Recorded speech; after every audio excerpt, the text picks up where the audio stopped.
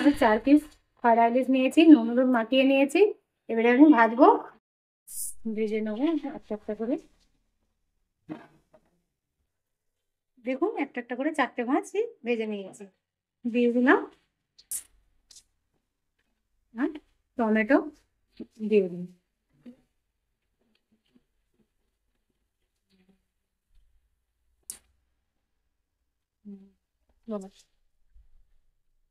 পেঁয়াজ আদা পেস্টটা এর মধ্যে দিয়ে দেবো।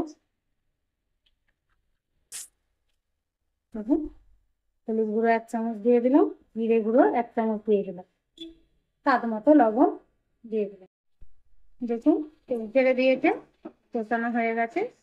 এর মধ্যে জল দিয়ে দেবো, জল দিয়ে দিলাম। মশলার মধ্যে একটা একটা করে মাছ দিয়ে দেবো।